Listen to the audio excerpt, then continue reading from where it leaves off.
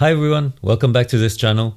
Today I'm going to share with you a few tips I learned through my own trials and errors about how and why you can sell your NFTs to museums and other cultural institutions, and which ways I found are the easiest to do. Before I dive too deep into this topic, I want to start with a disclaimer. I don't consider myself as purely an NFT artist. I don't exclusively create within the NFT genre. I make art in many other disciplines like video installation, painting, print, and other means that respectively fit the creative ideas I just happen to have at one given time. But having said that, when I do work with NFTs, I don't feel the need to work inside of the box I've been given or conform to the method prescribed by cryptocurrency developers. I don't mean to critique conventional ways of minting and selling NFTs, but in this video, I'll just be showing alternative ways to use cryptocurrencies with the aim of making it easier for art institutions to collect NFTs, especially those that haven't yet started collecting NFTs. And I wager that my tips today will help museums and other venues get less cautious and more enthusiastic about NFT markets in general. Alright, one last thing. With the advice I'm about to share with you, please be aware that I already built a certain reputation as a professional artist before selling NFTs. I've shown in art galleries and similar venues already. My main goal here is to facilitate the transition of traditional art collectors and curators into NFT markets, and not so much the other way around. If you rely more on NFT platforms to sell your work, if you rely on Twitter follower engagements to drive your NFT sales rather than face-to-face relationships with fans at art openings, then this video might not be for you. Alright, so enough preamble. Are you ready for this? Let's dig in. The easiest way I've found to convince traditional art enthusiasts to collect my NFTs is to avoid as many of the technical and financial barriers as possible. Of course, the first and most basic hurdle is unavoidable. Your collector will need to sign up to a crypto wallet. I can recommend either MetaMask for Ethereum or Temple for Tezos. The list goes on, but if your collector is local to you, if they're based in the same city or even in the same country as you, then this first step is pretty much all they need to do differently from a traditional artwork purchase. When the collector is ready to buy your NFT, they can circumvent all other financial barriers with a standard payment. It's either cash or bank transfer. They can pay you directly, and when that is processed, you just send your NFT to their wallet account number, and that's it. Job done. They have your NFT and you have their money.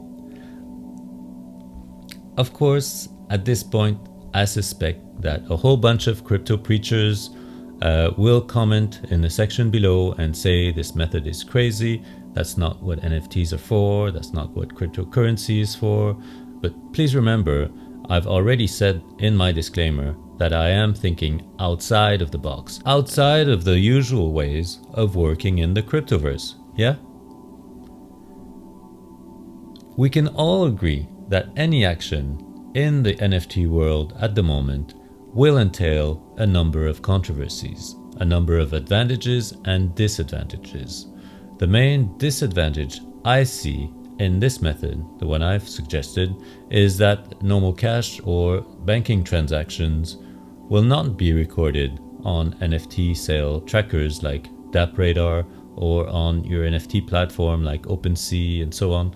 And if that's the reputation you're trying to build, that's not the way to go, because the reputation as an online crypto artist will suffer if all your transactions are done the way I suggested. I agree with that. I agree with other perceived disadvantages that using conventional money transfers for NFT collecting, that goes against the core aims of cryptocurrencies to decentralized banking.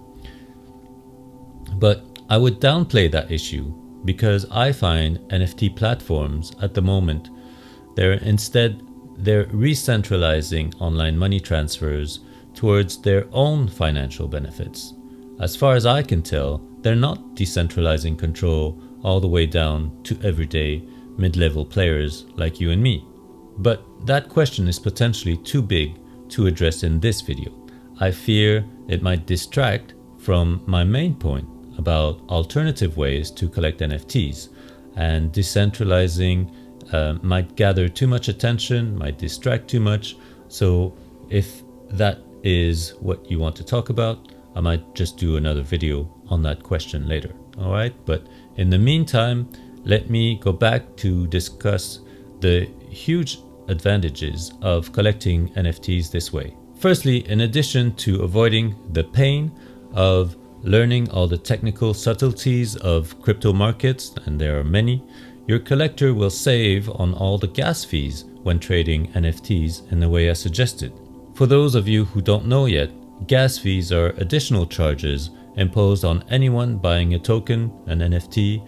That's kind of a tax, if you will, and this can add up nowadays to multiple hundreds of US dollars on top of the NFT price, especially when using Ethereum during peak internet traffic time. I know some of you will say those fees will go down as Ethereum merges towards proof-of-stake protocols, but that remains to be seen. On that front, collectors can already work with Tezos, which has already been using proof-of-stake protocols for years now. But another major reason to circumvent NFT sales via established platforms is that the value of your NFT will this way get deassociated from the value of a given cryptocurrency. So far, Ethereum, Tezos, and even Bitcoin are immensely volatile, and the value of your artwork should not go up and down in tandem with the inflation or deflation of the money used to buy your NFT. This is very important.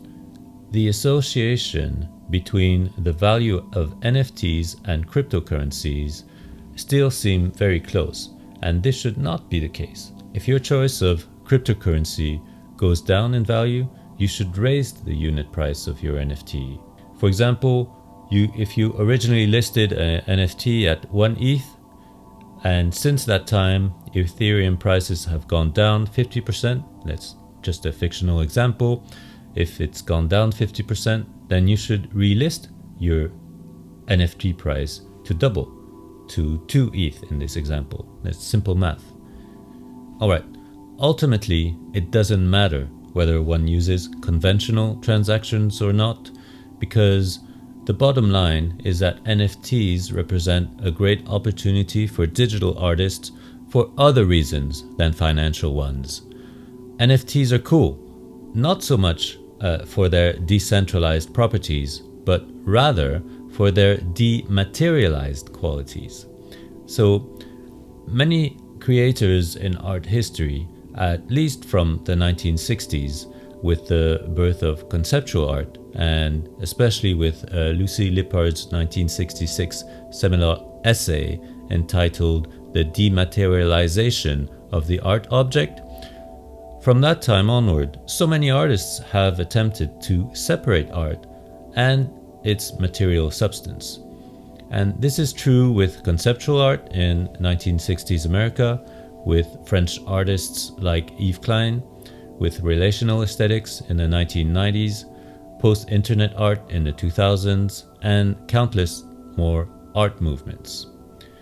With NFTs, I can keep my digital artworks in their native form when exhibiting them, or even when selling them or donating to public or private collections.